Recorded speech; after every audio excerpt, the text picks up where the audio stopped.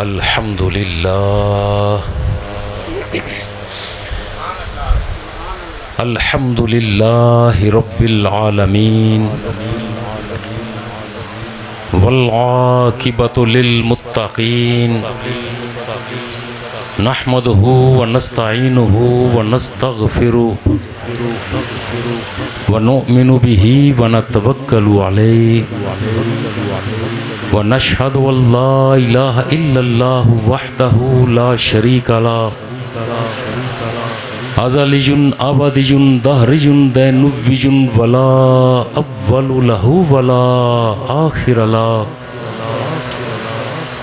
ونشہد ان محمدا عبدہ ورسولہ والصلاة والسلام على سید الانبیاء والمرسلین صاحب قاب قوسین جد الحسن والحسین سیدنا و مولانا غوثنا و غیاثنا و مغیثنا عیننا و عوننا و عیاننا مطلوبنا و مقصودنا و مسحوبنا ملجانا و مأوانا ابی القاسم محمد ابن عبد اللہ وعلى آلہ الطیبین الطاہرین المطہرین والشاہدین المشاہدین الشاکرین والسلام علی اصحابہ الاجمعین اما بعد قال اللہ تعالی فی القرآن المجید والفرقان الحمید یا ایہا الذین آمنوا اتقوا اللہ وکونوا مع الصادقین صدق اللہ العظیم وبلغنا رسولہ النبی الکریم الرؤوف الرحیم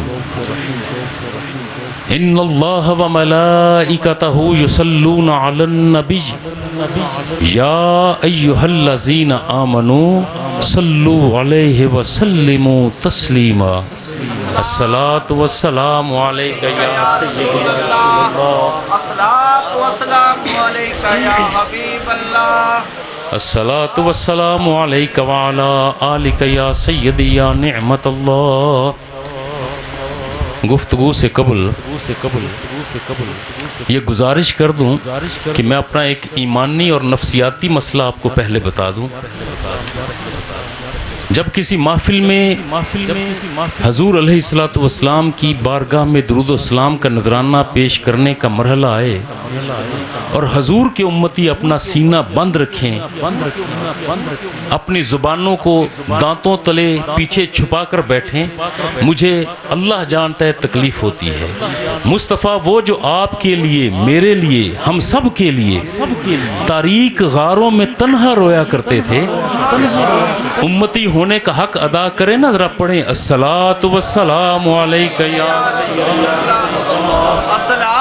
الصلاة والسلام علیک یا سید یا حبیب اللہ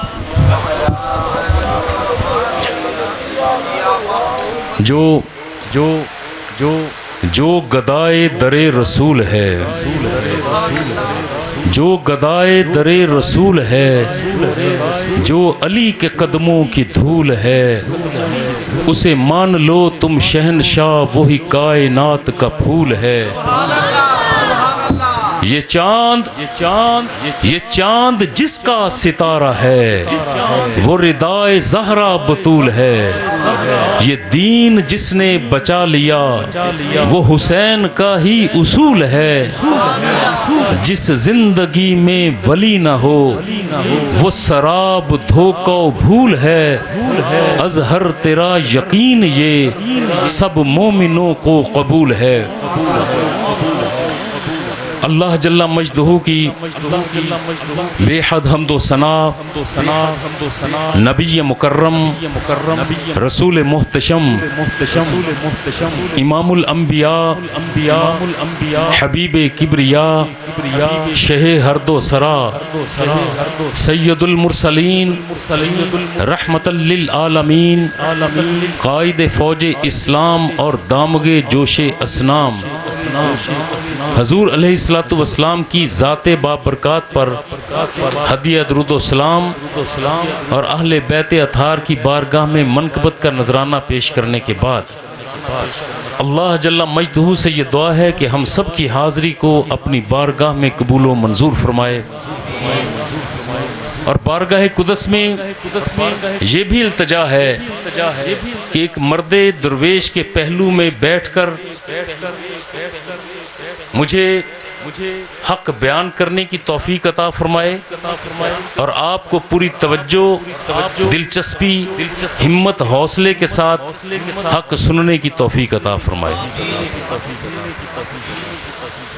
یہ زندگی جسے آپ، میں، ہم سب ماہ و سال پر محیط سمجھتے ہیں اور یہ تصور کرتے ہیں کہ زندگی 20 سال ہو گئی، زندگی 50 سال ہو گئی، زندگی 100 سال ہو گئی۔ یہ ماہ و سال کی ترتیب اپنی جگہ، مگر صوفیہ کا ایک گروہ کہتا ہے کہ اے بندگان خدا، جس زندگی کا تم ماہ و سال پر محیط سمجھتے ہو، تمہاری یہ زندگی فقط 2 سانسوں پر مشتمل ہے۔ ایک وہ سانس جو بدن میں داخل ہوتا ہے، اور دوسرا وہ سانس جو بدن سے باہر آتا ہے۔ اس مختصر ترین زندگی میں انسان 2 راستوں میں سے کسی ایک کا راہی ہوتا ہے، یا یہ حق کا علم بردار ہوگا یا پھر یہ باطل کا یار ہوگا۔ درمیان کی بات کوئی بات نہیں ہوتی، یا تو یہ حق کا پھریرا لہراتے ہوئے صدائے حق بلند کرنے والا ہوگا، یا پھر یہ باطل کی گود میں بیٹھ کر باطل کو بڑھانے والا ہوگا۔ یہ ممکن نہیں کہ حق کے ساتھ بھی یاری ہو اور باطل کے ساتھ بھی دلداری ہو۔ یہ ممکنات میں سے نہیں، کوئی درمیان کا رستہ نہیں۔ یا تم حق کے رستے پر چلو گے یا پھر باطل کے رستے پر۔ اگر کوئی شخص یہ پوچھے یہ حق اور باطل ہے کیا، اس کی تعریف تو یہ ہے کہ حق کسی بھی شے کو مقام اصلی پر رکھنا حق ہے، کسی شے کو مقام اصلی سے ہٹا دینا یہ باطل ہے۔ مگر اس کی تاریخ یوں کہی جا سکتی ہے کہ جب میرے اللہ نے ابھی کن نہیں فرمایا تھا، یہ پوری کائنات اور کائنات کے جواہر و عوارض کلمہ کن سے بنے نا۔ انما امرہ اذا اراد شیئا ان یقول لہ کن فیکون، وہ کن فرمائے اور ہو جاتا ہے۔ بھی جب رب نے کن بھی نہیں فرمایا تھا، حق اس وقت بھی تھا، حق آج بھی ہے، قیامت کے بعد بھی حق ہوگا، مگر باطل کی ابتدا اس وقت ہوئی جب اللہ کا حکم ماننے سے عزازیل نے انکار کیا، آدم کو سجدہ نہ کیا، تو رب نے فرمایا تھا فخرج منہا، اے عزازیل اس حصار رحمت سے باہر نکل جاؤ۔ شیطان نے حصار رحمت سے باہر نکلتے گزارش کی تھی، اے پروردگار مجھے قیامت تک مہلت دے کہ میں اس آدم کو اور آدم کی اولاد کو راہ حق سے بھٹکاتا رہوں۔ اور میرے اللہ نے فرمایا تھا جا تجھے مہلت ہے، مگر سن جو میرے ہوں گے وہ تیرے نہ ہوں گے۔ جب یہ اللہ کی طرف سے واضح حکم ہو گیا کہ میرا بندہ جنہیں تو اغوا کرتا رہے گا تجھے تیری سمت دوڑتے چلے جائیں گے، لیکن جب میرا بندہ واپس پلٹ کر آئے گا تو میں خود خدا ہو کر اعلان کرتا ہوں کہ میں اسے معاف کرتا چلا جاؤں گا۔ یہاں شیطان نے ایک اور مہلت چاہی، اے پروردگار مجھے قیامت تک مہلت تو نے دے دی، اب چاروں جہت جہتیں بھی عطا فرما. میں چاہوں تو رنگ ڈھنگ بدل کر لوگوں کے مزاج کے مطابق سامنے سے حملہ کروں. چاہوں تو لوگوں پر، اس اولاد آدم پر پیچھے سے حملہ کروں. چاہوں تو دائیں اور بائیں سے حملہ کروں. تو میرے اللہ نے فرمایا تھا جا، قیامت تک مہلت بھی تیرے پاس اور چاروں جہتیں بھی تجھے دیں، چاروں سمتیں بھی تیرے پاس. جو رنگ چاہے اس رنگ میں اپنے آپ کو رنگتا ہوا دھوکہ دے لینا.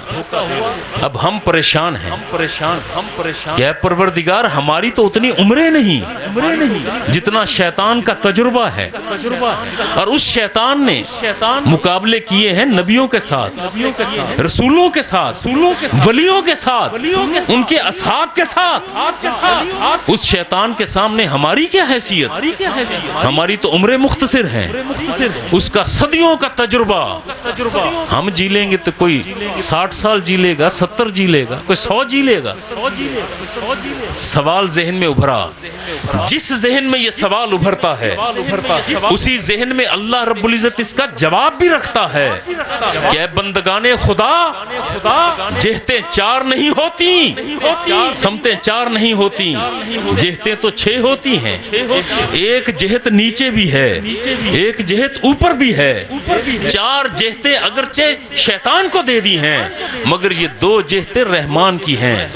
جب بندہ مومن اپنا سر سجدے میں جھکا دیتا ہے شیطان کے حملوں سے بچا رہتا ہے، یا پھر دستے طلب دراز کرتے ہوئے ہاتھوں کو دعا کے لیے اٹھا دیتا ہے، اس وقت شیطان کے حملوں سے بچتا ہے. اور یہاں یہ کہنے دیجئے کہ ان 2 جہتوں کی اہمیت ہر نبی نے بتائی بھی، سمجھائی بھی، سکھائی بھی. مگر ان دونوں جہتوں کی اہمیت اگر دکھائی ہے تو حسین ابن علی نے میدان کربلا میں دکھائی. مرحلہ کیا تھا؟ مرحلہ یہ تھا کہ اللہ رب العزت نے بندوں سے خطاب کیا ہے. یہ بات کا آغاز اس لیے کیا کہ شیطان رنگ بدل کے آتا ہے، ڈھنگ بدل کے آتا ہے. ایک مرد درویش کی بارگاہ میں ان کے قدموں میں بیٹھ کر یہ کہنے دیجئے کہ اللہ رب العزت کے جتنے اولیاء ہیں، جتنے ولی ہیں، کسی ایک ولی کا انداز بھی شریعت مطہرہ سے ہٹ کے نہیں تھا.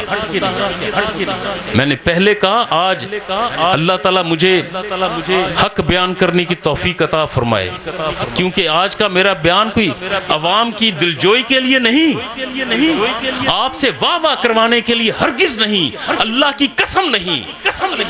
آج کا یہ بیان، آج کی گفتگو فقط اللہ اور اللہ کے رسول کو راضی کرنے کے لیے. یہ ممکن نہیں کہ میں زہر قاتل کو حلال کہوں، میں اسے زہر قاتل کو کند نہیں کہہ سکتا. میں کہوں گا زہر زہر ہوتا ہے، کند کند ہوتی ہے. اللہ رب العزت نے خطاب فرمایا یا ایھا الذین آمنو، اے لوگو جو ایمان لے آئے ہو، اسلام قبول کر لیا. اور یہ کہہ دوں کہ ہر مسلمان مومن نہیں ہوتا، مگر ہر مومن پہلے مسلمان ضرور ہوتا ہے. یہ ہو نہیں سکتا کہ کوئی دائرہ اسلام میں داخل نہ ہو درجہ ایمان پا جائے. ہم یہاں پر کوئی بھی شخص جس نے کلمہ پڑھا ہے سینے پر ہاتھ رکھ کر کہتا ہے کہ میں مومن ہوں. ہر شخص کا دعویٰ ہے. اے پروردگار، تو نے مومنین سے خطاب فرمایا، یہاں تو ہر کلمہ گو خود کو مومن کہتا ہے. ہم کیسے جانے کہ مومن کون ہے، ایمان والا کون ہے؟ تو میرے مصطفیٰ نے مومنین کی ایک نشانی بیان کر دی. لا یؤمن احدکم حتی اکون احب الیہ من والدہ وولدہ والناس اجمعین. تم میں سے کوئی شخص اس وقت تک مومن ہو ہی نہیں سکتا جب تک کہ میں مصطفیٰ اسے زیادہ محبوب نہ ہو جاؤں اس کے والدین سے، اس کی اولاد سے، حتیٰ کہ تمام انسانوں سے. تمام محبتیں پیچھے ہوں، مصطفیٰ کی محبت آگے ہو تو ایمان ہے. جب یہ کہا جاتا ہے نا تمام محبتیں پیچھے ہوں، اس کا مطلب ہے کہ مال اور دولت کی محبت بھی پیچھے، اقتدار اور اختیار کی محبت بھی پیچھے، جاہ طلبی کی محبت بھی پیچھے، اپنے ذوق کی تسکین کے لیے میلے ٹھیلوں کے اندر رقص و سرود کی محفلیں جمانا، یہ ذوق بھی پیچھے۔ فقط محبت ہو تو مصطفیٰ کی ہو۔ اور یہ درویش قلندر جن کی قبریں آباد ہیں، ان کی قبریں یوں نہیں آباد ہو گئیں، ورنہ بڑے بڑے سکندر گزرے ہیں۔ زمیں کھا گئی یا سما کیسے کیسے، مٹے نامیوں کے نشاں کیسے کیسے، نہ گورے سکندر نہ ہے قبر دارا، زمیں کھا گئی یا سما کیسے کیسے۔ بڑے بڑے شہنشاہ آئے، بڑے بڑے بادشاہ آئے، آج کوئی نہیں جانتا کہ دارا کی قبر کہاں ہے، سکندر کہاں مرا پڑا ہے۔ آج اگر نام لیا جاتا ہے تو داتا گنج بخش حجویری کا لیا جاتا ہے، فرید الدین کا لیا جاتا ہے، شاہ شمس تبریز کا ذکر کیا جاتا ہے۔ بھئی یہ کیوں؟ کیونکہ ان مردان قلندر نے اگر زندگی گزاری ہے تو مصطفیٰ کے بتائے ہوئے سمجھائے ہوئے دین کے مطابق گزاری ہے۔ یہ نہیں ہو سکتا کہ ہم انداز تو اپنا لیں مصطفیٰ کے فرامین کے سے ہٹ کے، جس سے مصطفیٰ راضی نہ ہو، انداز وہ اپنائیں اور دعویٰ کریں اپنے مومن ہونے کا۔ جبہ و دستار پہن کر مومن نہیں ہوا جاتا۔ بھئی ایمان کی نشانی تو ہے مصطفیٰ سے محبت، اور اس محبت کا تعلق ہے قلب سے، دل سے۔ کس کے دل میں کتنی محبت کوئی نہیں جانتا۔ اگر کوئی شخص کسی محفل میں آئے نعرہ لگائے کہ غلامی رسول میں موت بھی قبول ہے، جو ہو نہ عشق مصطفیٰ تو زندگی فضول ہے، نعرے لگاتا رہے، نعرے لگانے سے اس کے ایمان کی پختگی کی سمجھ نہیں آئے گی۔ بھئی ایمان کا تعلق قلب سے، محبت کا تعلق قلب سے، مروت کا تعلق قلب سے، مودت کا تعلق قلب سے، اور کسی کے دل میں ہم جا نہیں سکتے۔ نہیں پتا کہ کس کے دل میں کیا ہے، کتنی محبت، کتنا پیار۔ اب ہم الجھ گئے۔ ہر شخص کا دعویٰ یہی ہے کہ میں مصطفیٰ سے محبت کرتا ہوں، اور اپنے والدین سے بھی زیادہ کرتا ہوں، اولاد سے بھی زیادہ کرتا ہوں، مگر مال کی محبت دل میں چھپائے ہوئے ہے، اپنے اقتدار اور اختیار کی محبت دل میں چھپائے ہوئے ہے۔ کیسے مانے کہ مومن کون؟ یا رسول اللہ ہم تو الجھ گئے۔ ہر شخص ایمان کا دعوے دار، حضور ہم مومن مانے تو کسے مانے، تسلیم کریں تو کسے کریں؟ اب ایک اور میزان عطا فرما دیا۔ حضور علیہ الصلوۃ والسلام نے مومنین کی پہچان کا میزان دیا، اور اپنے علی کو قریب بلایا اور فرمایا علی مومن تجھ سے محبت کرے گا، منافق تجھ سے بغض رکھے گا۔ اور صحابہ اکرام رضوان اللہ اجمعین یہ کہا کرتے کہ جب لوگوں کی کوئی محفل ہوتی، مجلس ہوتی، تو ہم نے یہ جاننا ہوتا کہ ان میں مومن کون ہے، ان میں منافق کون۔ ہمارے پاس میزان ایک تھا، ہم اس محفل میں، اس مجلس میں علی کا تذکرہ شروع کر دیتے، علی کا ذکر شروع ہوتا تو جس شخص کا چہرہ علی کا ذکر سن کر کھل جاتا ہم سمجھ جاتے کہ مومن یہی ہے، اور جس کا چہرہ بگڑ جاتا ہم سمجھ جاتے یہ منافق ہے۔ بھلے اس کے جبہ و دستار جتنے بھی اس نے پہنے ہوں، داڑھی اس کی جتنی مرضی لمبی ہو، لیکن جو علی کے ذکر پر چہرہ بنا لے سمجھ لو کہ یہ منافق ہے۔ اور مومنین سے چلیں بات کو آسان کر دیجئے گا، وہ جو محبت کے اس مقام پر ہیں کہ جنہیں علی والا کہا جا سکتا ہے، ان سے خطاب کیا ہے ڈھیلے انداز میں۔ میری ویسے عادت نہیں ہے، یہ تو مولانا سرفراز آسی اللہ تعالیٰ ان کی عمر میں برکتیں عطا فرمائے، یہ مجمع کو بولنے پر مجبور کر سکتے ہیں. میرے پاس یہ فن نہیں ہے کہ میں آپ کو یہ کہوں کہ بھئی کہیں سبحان اللہ، نہیں، قطعاً نہیں. دل مانے تو کہیں. اور یہ میں علی کا ذکر درمیان میں کرتا چلا جاؤں. علی کا ذکر ہونا، چہرے تو کھلتے ہیں نا، اندر دل کے اندر بھی روشنی پھوٹتی ہے.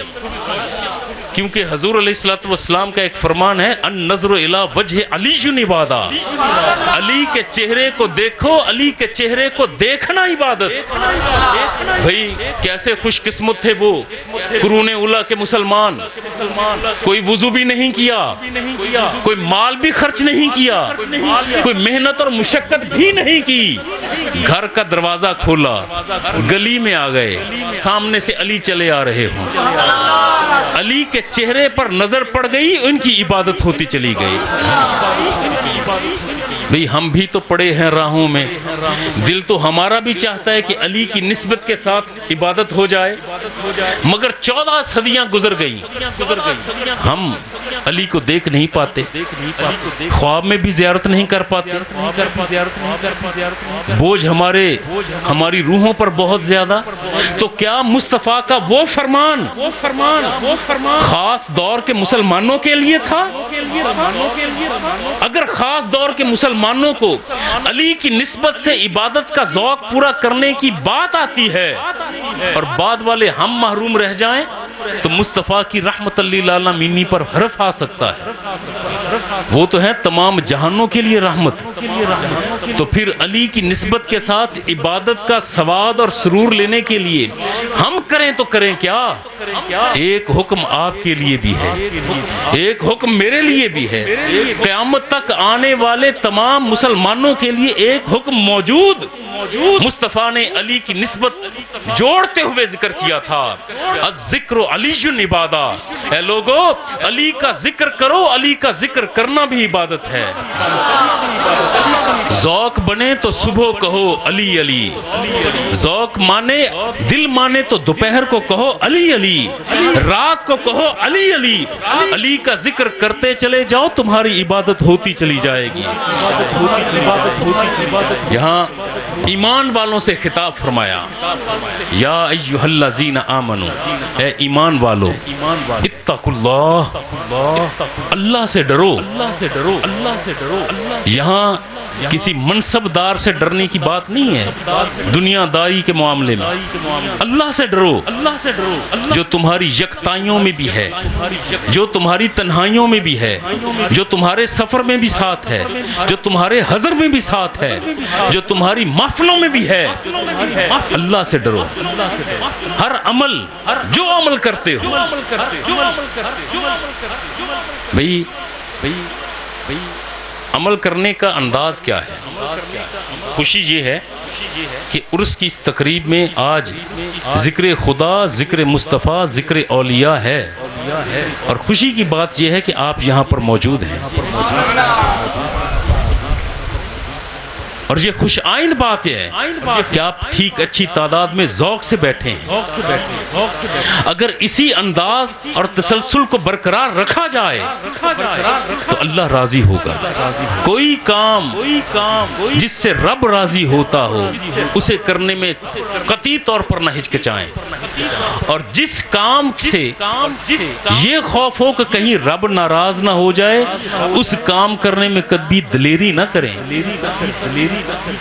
اور میرا اللہ کن کاموں میں راضی ہوتا ہے یہ بتایا تو اولیاء نے بڑے کھل کے بتایا.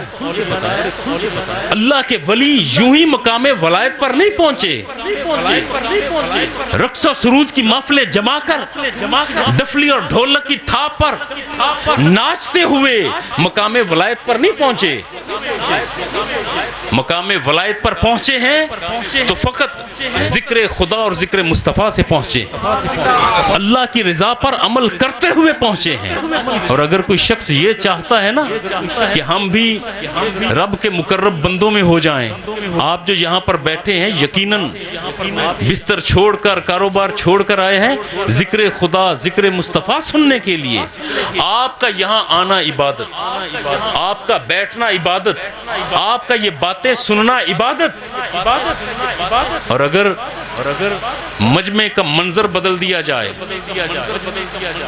ایک ہی وقت میں منظر تبدیل کر کے کہیں پر گھنگروں کی چھنکار ہو، کہیں ڈفرک اور ڈھولک کی تھاپ ہو، کہیں گھومتے اور جھومتے ہوئے نغمہ سرائی ہو، وہاں رب کی رضا ہوگی یا یہاں پر رب کی رضا ہوگی؟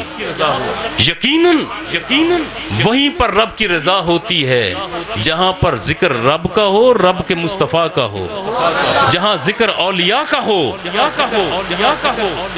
حضرت ابراہیم بن ادم رحمت اللہ تعالی علیہ ایک مرتبہ جا رہے تھے، ایک شہر کے قریب سے گزرے تو لوگوں کا بڑا ہجوم تھا، وہاں پر بازار لگے تھے، خواتین، مرد، بچے، بچیاں خوشی سے جھوم رہے تھے۔ پوچھا کہ کیا معاملہ ہے؟ کہا جی یہ ہمارے ایک بزرگ ہیں، درویش تھے، اللہ کے ولی تھے، ان کا عرس مبارک ہے۔ تو حضرت ابراہیم بن ادم نے تمام منظر دیکھا اور دیکھنے کے بعد کہا کہ بڑی عجیب بات نہیں کہ اللہ کے ولی کو تم نے مٹی کی تہوں کے نیچے دبا دیا، صرف انہیں نہیں دبایا، اے لوگو تم نے ان کی تعلیمات کو، ان کی ریاضات کو بھی دبا دیا۔ جس اللہ کے ولی کے نام پر آج تم رقص اور سرود کی محفلیں جمائے ہوئے ہو، ذرا کچھ دیر کے لیے سوچو تو صحیح، کیا قبر کی پنہائیوں میں، تنہائیوں میں بیٹھا وہ اللہ کا ولی تمہارے اس عمل سے راضی ہوگا یا ناراض ہوگا؟ باقی تمہاری مرضی۔ اے ایمان والو، اللہ سے ڈرتے رہو، رب سے ڈرو۔ یہ خشیت الہی، رب سے ڈرنے سے مراد کیا ہے؟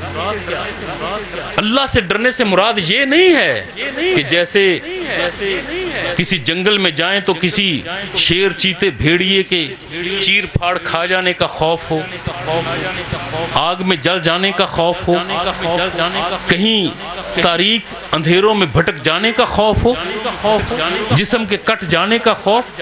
خوف سے مراد یہ خوف نہیں ہے، بلکہ جب یہ کہا جاتا ہے نا کہ اللہ سے ڈرو، اللہ کا خوف دل میں رکھو، تو اس سے مراد یہ ہے کہ کسی مہربان محبوب اور محب کے ناراض ہونے کا خوف، کہیں ہمارا رب ہم سے ناراض نہ ہو جائے۔ جیسے نا رب راضی تو جگ راضی، جس بندے پر اس کا اللہ راضی ہو جائے کوئی شخص اسے نقصان نہیں پہنچا سکتا، کوئی اسے تکلیف نہیں پہنچا سکتا، اور جس پر خدا پناہ رب ناراض ہو جائے وہ دنیا جہان کی خوشیاں اپنے دامن میں بھرنے کے لیے لگا لے جتنی محنت کر سکتا ہے، اسے خوشی حاصل نہیں ہوگی۔ کسی رستے پر کوئی رکاوٹ، کسی پر کوئی رکاوٹ، اگر دلوں کا اطمینان چاہتے ہو، آج ممکن ہے کہ اس عرس کے موقع پر یہ میرا پہلا اور آخری خطاب ہو، کوئی شک نہیں اس میں، کیونکہ جیسی سیدھی باتیں آج کیے جا رہا ہوں بہت سے افراد سوچنے پر مجبور ہوں گے کہ بھئی اس سے بہتر تو یہی تھا کہ سرفراز آسی کو ہم 1 گھنٹہ کہتے اور وہ ہمیں ترنم کے ساتھ سناتا، ہم موجوں کے ساتھ جاتے، مگر کیا کروں کہ کچھ ذمہ داری میری بھی ہے۔ میں نے پہلے کہا کہ میں زہر کو گلقند نہیں کہہ سکتا۔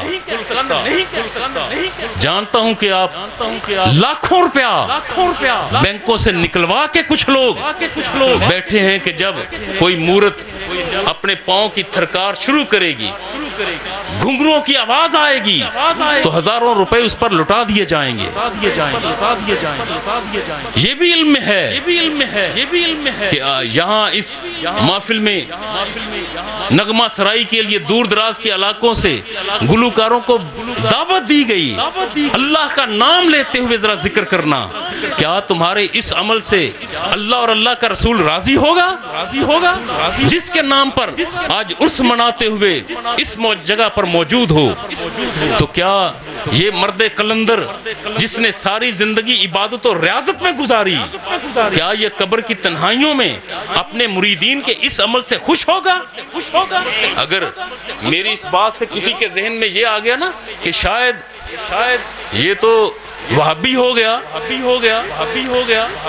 میں اہل سنت و جماعت کا ایک ادنا سا نوکر، میں سنی، میرے سارے بھائی سنی، میرا باپ سنی، دادا سنی، پردادا سنی، اہل سنت و جماعت کا خادم میں ہوں، لیکن پوری یکسوئی اور یقین کے ساتھ ذمہ داری کے ساتھ کہتا ہوں کہ جہاں پر عرس کے نام پر غیر شرعی حرکات ہوں وہاں پر رب کی رحمت نازل نہیں ہوتی، باوجود اس کے کہ ہم چشتی ہیں، فریدی ہیں، قوالی سنتے ہیں، مگر قوالی کو پوری شرائط کے ساتھ سنتے ہیں.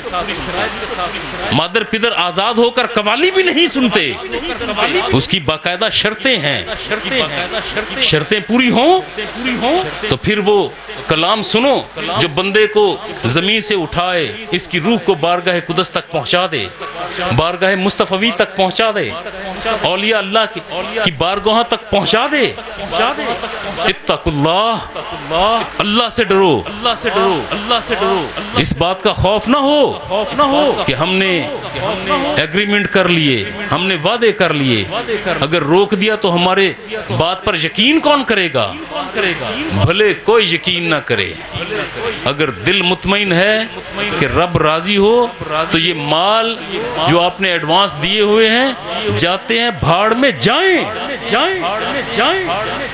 اللہ تعالیٰ اس سے کہیں بڑھ کر اور دے گا، کہیں اور دے گا، خزانہ غیب سے دے گا.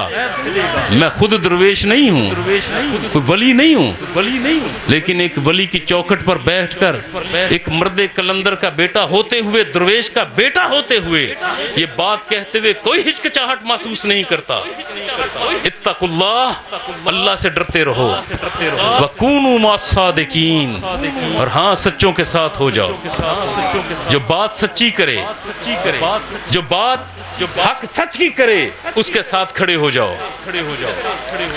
نسبت بڑا اثر رکھتی ہے. صحبت سالے ترا سالے کند، صحبت تالے ترا تالے کند. بھئی نیک بندے کی صحبت میں بیٹھو تم نیک بن جاؤ گے، عیار اور مکار کی محفل میں بیٹھو گے تو عیار اور مکار بن جاؤ گے. اگر وہ شخص جو زمزم شریف کا ایک گھونٹ پینے کے لیے ترستا ہو اور جب اسے معلوم ہو کہ کوئی شخص حرم مکی سے زمزم شریف کا چھوٹی سی بوتل لے کر آیا ہے، ہو تمہارا دوست اور تم اپنے اس دوست کی اس شوق کو دیکھنے کے لیے جاؤ اور تمہارا دوست میلوں کی مسافت طے کرے، یار اس کے پاس زمزم ہے، صرف 2 گھونٹ پیوں گا تاکہ زمزم شریف میرے اندر چلا جائے، تو آہستہ آہستہ آپ کے اندر بھی یہ شوق پیدا ہوگا کہ زمزم شریف پینے کے لیے میلوں کی مسافت طے کرنا پڑے تو کر جاؤ، کیونکہ متبرک پانی ہے.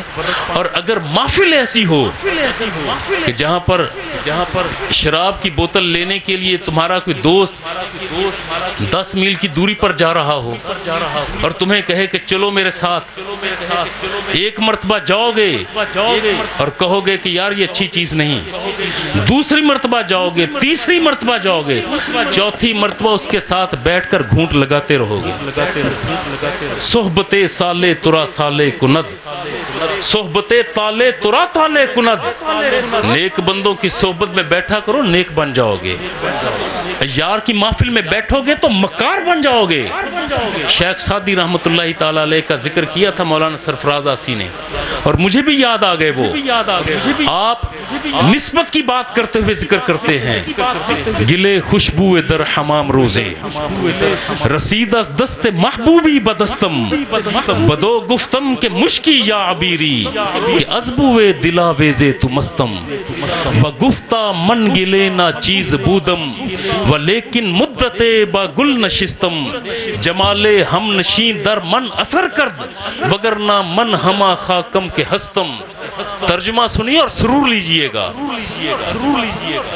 ذکر فرماتے ہیں گلے خوشبو در حمام روزے، اے لوگو میں ایک دن حمام میں گیا، جس طرح گرم حمام ہمارے ہاں موجود ہیں نہانے کے لیے، شیخ سعدی فرماتے ہیں کہ میں نہانے کے لیے حمام میں گیا اور میرے دوست نے مجھے مٹی کا ایک ڈھیلا سا پکڑا دیا، جیسے صابن کا استعمال آج کل نہاتے ہوئے ہم کرتے ہیں، اس دور میں مٹی کے ڈھیلے کا استعمال ہوتا تھا بدن پہ لگانے کے لیے۔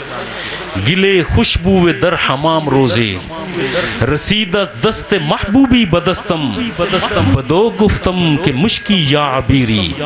اور میں نے، شیخ سعدی کہتے ہیں کہ جب وہی مٹی کا ڈھیلا میرے ہاتھ میں آیا تو میں نے زبان حال سے اس مٹی کے ڈھیلے سے پوچھا، ذرا بتا تو صحیح، تیری خوشبو بڑی زبردست ہے، مہکار دل کو لبھا رہی ہے، تو بتا تو صحیح کہ تو مشک ہے یا عنبر؟ بگفتہ من گلے نا چیز بودم، ولیکن مدت با گل نشستم۔ جس طرح زبان حال سے سعدی نے ذکر کیا، اسی طرح زبان حال سے اس مٹی کے ڈھیلے جواب دیا، اے سعدی بات سن، میں مٹی ہوں، میرا مزاج مٹی، میری بنت مٹی، میری فطرت مٹی، میری خاصیت مٹی، میرا جوہر مٹی، میرا عرض مٹی، لیکن بات یہ ہے کہ نہ میں مشک ہوں نہ عنبر ہوں، میں مٹی۔ جو خوشبو آ رہی ہے نا، یہ کمال میرا نہیں ہے، بڑا عرصہ پھولوں کے مڈ کے ساتھ لگی رہی ہوں۔ جمال ہم نشین در من اثر کرد، وگرنہ من ہما خاکم کے ہستم۔ کمال خوشبو کا میرا نہیں، کمال تو اس صحبت کا ہے جس صحبت میں میں عرصہ دراز رہی۔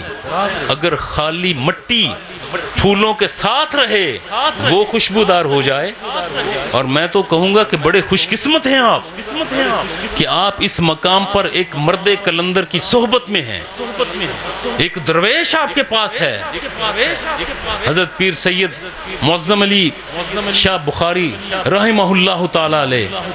بھئی ان کی یاد میں آپ نے عرس منا لیا، میں عرس کا قائل ہوں۔ ان کی یاد میں آپ نے محفل سجا لی، میں محفل کا قائل ہوں۔ ان کی یاد میں ان کو عقیدت پیش کرنے کے لیے نعت خوانی ہو گئی، تلاوت شریف ہو گئی، ذکر خدا، ذکر مصطفیٰ ہو گیا۔ اللہ کی قسم میں ان سب چیزوں کا قائل، دل کے گہرائی سے قائل، اور یقیناً آپ کے اس عمل سے صاحب مزار بھی راضی ہوں گے۔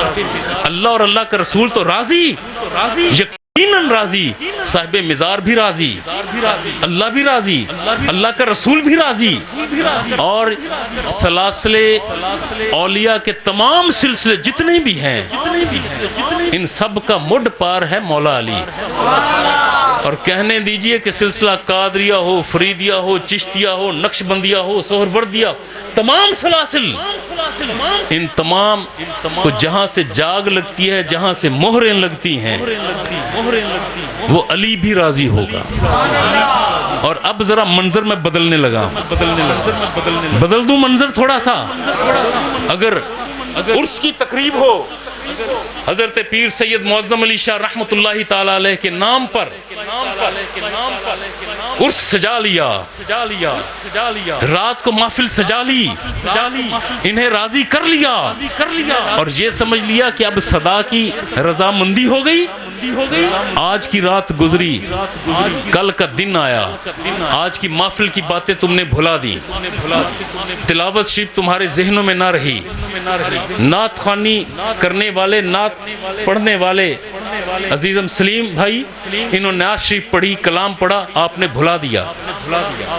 حضرت علامہ مولانا محمد سرفراز آسی زیدہ مجدہ عزیزم، انہوں نے خطاب فرمایا، آپ نے بھلا دیا۔ اظہر فرید آیا، آدھا پونا گھنٹہ گفتگو کی، کچھ دیر بیٹھے، گھر گئے، بھلا دیا۔ یہاں تک تو بات ابھی بنی ہوئی ہے، کوئی بات نہیں، ذہن سے بات اتر جاتی ہے، پھر بھی بیٹھے ہیں، رضامندی ہو گئی، اللہ راضی ہو گیا، رب کا رسول راضی ہو گیا، صاحب مزار راضی ہو گیا۔ اب یہ رات گزری، کل آپ نے رات کی ساری باتیں بھلا کر میلہ سجا دیا۔ میلے کی حد تک بات ٹھیک ہے کہ سٹال لگے ہوں، کھانا پینا ہو رہا ہو، تجارت ہو رہی ہو، اذکار ہو رہے ہوں، اولیاء کی شان میں لوگ یہاں پر قصیدے پڑھ رہے ہوں، اس ولی کامل کا لنگر چل رہا ہو، باتیں ٹھیک ہیں، مگر جب اسی دودھ جیسے خالص عمل میں ناچ جیسا غلیظ عمل پر ڈال دیا جائے، شراب کا قطرہ ڈال دیا جائے، 10 من دودھ ہو، پیشاب کا ایک قطرہ بھی اسے خراب کر دیتا ہے، ناپاک کر دیتا ہے۔ ساری باتیں درست، سارے عمل درست، لیکن جب یہیں پر ہیجڑے آ کر ناچ گانا کرتے ہوں، بیلیں دے رہے ہوں، ان پر سونے کی چینیں نچھاور کر رہے ہوں، سونے کے سکے ان پر اچھالے جا رہے ہوں، سفلی جذبات کی تسکین کے لیے ان کے ابدان کو ہاتھ لگایا جا رہا ہو، تو سینے پر ہاتھ، دل پر ہاتھ رکھ کر بتاؤ، کیا تمہارے اس عمل سے، نوجوانوں کے اس عمل سے اللہ راضی ہوگا؟ رسول اللہ راضی ہوں گے؟ کیا صاحب مزار راضی ہوگا؟ یوں نہیں۔ اگر میری بات دل کو لگتی ہے نا، تو آج پہلی مرتبہ کہنے لگا ہوں، آج تک علماء جانتے ہیں، کبھی کسی تقریر میں تقریباً 58 سال کے 57 سال کے قریب عمر ہو گئی، خطاب کرتے ہوئے مجھے 40 سال کا عرصہ ہو گیا، کبھی یہ نہیں کہا کہ ہاتھ اٹھا کر کہو۔ اگر میری بات دل کو لگے تو ذرا پھر ہاتھ اٹھا کر بتائیے گا، کیا اس عمل بد سے رب راضی ہوگا؟ نہیں ہوگا۔ بھئی اگر جس کے دل میں ہے نا کہ رب راضی نہیں ہوتا اس عمل سے، تو وہ بتائے نا، نہیں ہوگا، بالکل نہیں ہوگا۔ اب کوئی شخص یہ کہہ دے کہ بھئی اظہر فرید آیا، اس نے ایسی باتیں کی کہ ہماری اقتصادیات پر چوٹ لگ گئی، ہمیں تجارت میں نفع ہونا تھا، بھاڑ میں جائے ایسی تجارت، بھاڑ میں جائے ایسی تجارت جو دین کا سودا کر کے تجارت ملتی ہو۔ ایسے نفع کو پاؤں کی ٹھوکروں سے اڑا نہ دیں، جس نفع سے مصطفیٰ ناراض ہوتے ہوں، جس نفع سے صاحب مزار ناراض ہوتے ہوں، جس نفع سے، مالی نفع سے اللہ کی رضا تمہیں حاصل نہ ہوتی ہو، بھاڑ میں جائے ایسا نفع۔ اور قربان جاؤں اس مفلسی پر، اللہ کی قسم قربان جاؤں اس غربت پر، اس مفلسی پر کہ جس سے رب راضی ہو جائے، رب کا رسول راضی ہو جائے، اولیاء اعظام راضی ہو جائیں۔ اتقوا اللہ، تم اللہ سے ڈرتے رہو، وَكُونُوا مَعَ الصَّادِقِينَ، اور سچوں کے ساتھ ہو جاؤ۔ سچوں سے مراد یہ نہیں ہے کہ سچوں کے ساتھ جڑے تو رہو مگر دل کہیں اور ہو، یہ نہیں ہے۔ جب کہا جاتا ہے نا سچوں کے ساتھ جڑ جاؤ، تو اس کا مطلب ہے کہ تم بدنی طور پر بھی، فکری طور پر بھی، قلبی طور پر بھی، روحانی طور پر بھی، نفسیاتی طور پر بھی نیک بندوں کے ساتھ جڑے رہو۔ آخری بات تاکہ واضح ہو جائے، حضرت نوح علیہ السلام اللہ کے نبی ہیں، رسول ہیں، شریعت مطہرہ ہے ان کے پاس۔ اللہ کے نبی ہیں. حکم ہوا تھا کہ جس طرح روایات میں کہ 900 سال تک تبلیغ کرتے رہے، چند لوگ مسلمان ہوئے، پانی کے عذاب کی بات کر دی، بالآخر چشم فلک نے وہ منظر دیکھا. چونکہ آپ فرمایا کرتے تھے لوگوں تیار ہو جاؤ، پانی کا عذاب آئے گا، بارش برسے گی، زمین پھٹنے کے بعد پانی نیچے سے بھی نکلے گا، آسمان پھٹے گا، آسمان سے پانی اوپر سے بھی آئے گا، کچھ تیاری کر لو. ایک بڑھیا خاتون تھی، روایتیں ہیں تو روایات بنی اسرائیل، جن کے بارے میں یہ ہے کہ نہ ان کی 100% تائید کرو، نہ ان کی 100% تنقید کرو، اگر اصلاح کی بات ہے تو بیان کرتے چلے جاؤ. وہ بڑھیا جو آنکھوں سے اندھی تھی، اس نے کہا اسلام قبول کر چکی، اے اللہ کے نبی جب طوفان آنے والا ہو نا تو مجھے بتا دیجئے گا، میں آنکھوں سے اندھی ہوں، ضعیف ہوں، تیزی سے چل پھر نہیں سکتی، آپ کسی کو بھیج کر مجھے بھی کشتی میں بٹھا لیجئے گا. حضرت نوح علیہ السلام کشتی کی تیاری میں مصروف ہیں. کفار ٹھٹھا اور مذاق کرتے ہیں، کوئی اتنی لکڑیاں اکٹھی کر رہے ہو، بھئی یہاں پر پانی کہاں سے آتا ہے، اتنی بڑی کشتی. مگر وہ اللہ کے حکم سے کشتی تیار کر رہے تھے، پیغام دے رہے تھے. قرآن کا موضوع ہے کہ انہی کا بیٹا، وہ نسبی بیٹا تھا یا نسبتی بیٹا، یہ بحث الگ. قرآن نے اسے بیٹا کہا ہے تو ہم اسے بیٹا کہتے ہیں. کچھ روایات میں ہے کہ وہ آپ کی اہلیہ کے پہلے شوہر سے بیٹا تھا، کچھ ہے کہ آپ کا حقیقی بیٹا تھا. بہرحال اس نے پرورش حضرت نوح علیہ السلام کے گھر میں پائی تھی، مگر قلب اس کا نوح علیہ السلام کے ساتھ جڑا ہوا نہیں تھا. یہ بات ان کے لیے جو یہ کہیں کہ بھی ہم تو مزاروں کی خدمت کرتے ہیں مگر دل ان کا مزار والے کے ساتھ نہ ہو. جب طوفان آیا، چشم فلک نے یہ منظر دیکھا کہ کلاؤڈ برسٹ ہوتا ہے، آسمان سے پانی برستا ہے، زمین شک ہوتی ہے، زمین پانی کو اگلتی ہے، ہر طرف پانی ہے. اور وہ یہ بیٹا جس نے حضرت نوح علیہ السلام کے گھر میں پرورش تو پائی تھی مگر ان کے ساتھ قلب نہیں ملایا تھا، روح نہیں ملائی تھی، سوچ اور فکر نبی کے ساتھ نہیں ملائی. پہاڑ کی چوٹی پر چڑھ گیا کہ یہاں کہاں پانی آئے گا. لیکن جب موت آتی ہے تو نہ بلندی دیکھتی ہے نہ پستی دیکھتی ہے. پانی بہا کر لے گیا، بیٹا ہوتے ہوئے مر گیا، غرقاب ہوا. کشتی 40 دن تک پانی پر تیرتی رہی. جب پانی اترا تو مشیت ازدی سے نوح علیہ السلام نے خیال فرمایا کہ اس بڑھیا نے بھی کہا تھا کہ مجھے ساتھ لے جانا. حالانکہ وہ بڑھیا کوئی آپ کے ساتھ خاندانی تعلق نہیں رکھتی تھی، کوئی نسبی تعلق نہ تھا، مگر قلب روح اللہ کے نبی کے ساتھ جڑی ہوئی تھی. 40 دنوں کے بعد جب اس علاقے میں آئے تو وہ بڑے بڑے درخت، جڑیں جن کی اکھڑ چکی تھی، پہاڑ اپنی جگہ چھوڑ چکے تھے، محلات مسمار ہو چکے تھے، مگر اس طوفان میں بچی ہوئی تھی تو ایک کٹیا ککھ اور کانوں کی دروازہ بھیڑا ہوا ہے، وہ محفوظ ہے. نوح علیہ السلام نے جب کمرے میں داخلے کے لیے قدم آگے رکھا تو قدموں کی چاپ سنتے ہی وہ خاتون جو 40 دن تک اس علاقے میں رہی، یا پھر ممکن ہے کہ جس طرح اصحاب کہف پر نیند طاری کر دی گئی ہو، میرے اللہ نے اس خاتون پر بھی نیند طاری کر دی ہو. 40 دنوں کے بعد جب دروازہ کھلا اس خاتون نے گردن گھما کر، آنکھیں بند تھیں، گردن گھما کر آواز سنی، قدموں کی چاپ پہچان کر یہ کہا کیا اللہ کے نبی طوفان آنے والا ہے، کیا مجھے لینے آئے. کیوں؟ کیونکہ وہ قلبی طور پر، فکری طور پر، روحانی طور پر اللہ کے نبی کے ساتھ منسلک تھی.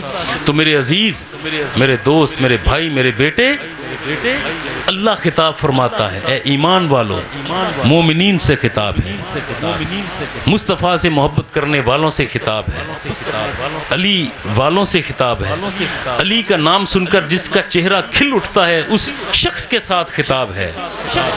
اتقوا اللہ، اللہ سے ڈرتے رہو، وکونوا مع الصادقین، اور جو اللہ کے سچے بندے ہوں ان کے ساتھ جڑ جاؤ، اور ساتھ جڑنے سے مراد یہ ہے کہ ان کی فکر کو اپنا لو۔ میں پوری تاریخ تو نہیں جانتا حضرت بابا جی پیر سید معظم علی شاہ بخاری رحمۃ اللہ تعالی علیہ کی، لیکن جو تاریخ جانتے ہیں وہ اس کی تصدیق کریں یا تردید کریں۔ اگر تو بابا جی رحمۃ اللہ تعالی علیہ نے وہ تمام عوامل اعمال جو ان کے عرس کے نام پر کیے جاتے ہیں، اگر تو انہوں نے رقص و سرود کی محفل جمائی ہو تو مجھے بتا دیجیے۔ اگر انہوں نے کہیں پر گھنگرو والے ہجڑوں کو بلا کر ان کا رقص دیکھا ہو تو پھر بھی بتا دیجیے۔ اگر انہوں نے نہیں دیکھا، ان کی یہ تعلیمات نہیں اور ہرگز نہیں، تو پھر یہ کیسے ہو سکتا ہے کہ جس کے نام کا عرس منا رہے ہو اسی کی تعلیمات کی تم نفی کرتے چلے جاؤ؟ اللہ رب العزت ہم سب کو حق کہنے کی توفیق عطا فرمائے، حق سننے کی توفیق عطا فرمائے، اور مجھے اس بات سے اللہ کی قسم ذرا رتی بھر بھی فرق نہیں پڑتا کہ میرے اس خطاب کے بعد کچھ لوگ میری مخالفت میں بات کریں، بھی کرتے رہو۔ میں نے جو کہا ہے وہ سینے پر ہاتھ رکھ کر کہا ہے، میں نے جو بات کی ہے اللہ اور اللہ کے رسول کو گواہ بنا کر کی ہے، اس سے میرا دل مطمئن ہے۔ کسی کے دل پر جو گزرتی ہے گزر جائے، اور میں پھر تیسری مرتبہ کہتا ہوں کہ میں زہر قاتل کو قلع قند نہیں کہہ سکتا، گل قند نہیں کہہ سکتا۔ اللہ رب العزت آپ کی اس حاضری کو قبول فرمائے، میری حاضری کو قبول فرمائے۔ اللہ رب العزت صاحب مزار کی توجہات ہمیں عطا فرمائے۔ اللہ رب العزت اہل علاقہ کو صاحب مزار کے نام پر خرافات سے محفوظ و مامون رکھے۔ وصلی اللہ تعالی علی خیر خلقہ محمد وآلہ واصحابہ اجمعین۔ مصطفیٰ جان